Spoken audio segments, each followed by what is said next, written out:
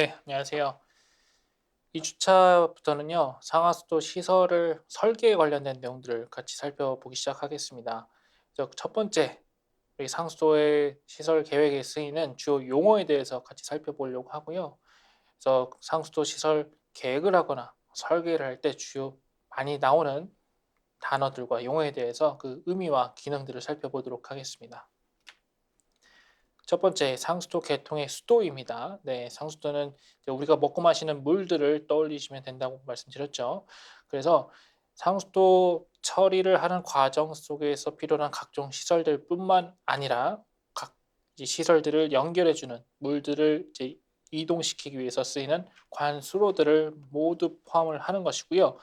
수원에 해당하는 뭐 댐이라든지 정수장, 연못들도 상수도 시설 들의 하나라고 보시면 됩니다. 그래서 이를 포함한 모든 구조물들, 취수탑이라든지 취수거, 관로, 배수지라든지 정수시설뿐만 아니라 급수장치 이런 부분들 모든 부속 시설들까지 상수 시설들을 의미를 한다라고 보시면 되고요.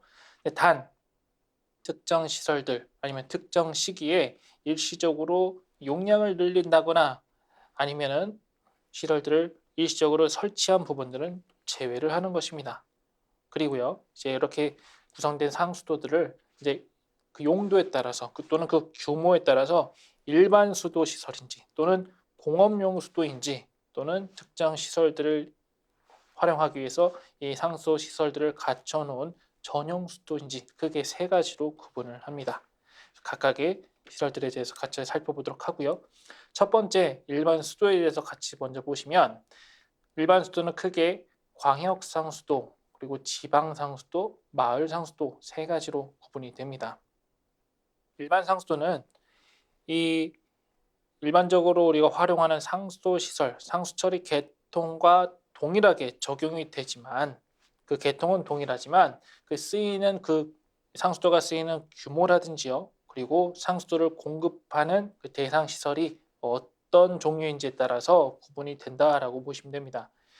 앞에 보셨던 대로 이제 원수를 통해 가지고 우리가 도수를 하죠. 정수 시설까지 물을 보내주죠. 보내주면 중간 배수지를 거쳐서 이제 원수요자에게 공급을 해주게 됩니다.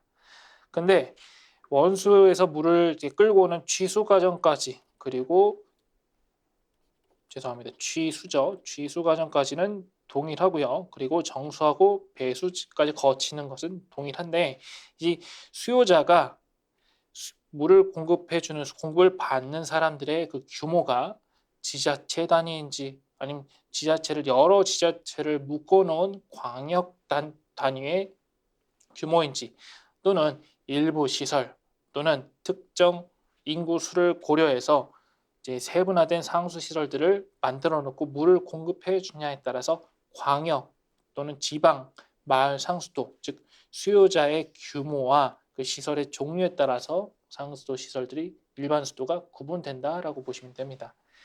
각각의 세부적인 내용들을 살펴보시면요.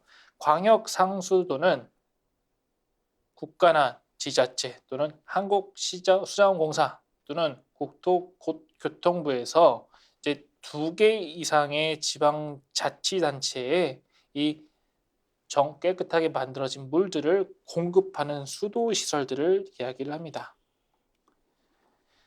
첫 번째 주차에서 잠깐 설명을 드렸는데 이 지방자치단체를 2개를 즉 큰 구역자치를 묶어서 공급을 해주게 되면 경제성이나 생산성 측면에서 크게 올라간다고 했죠.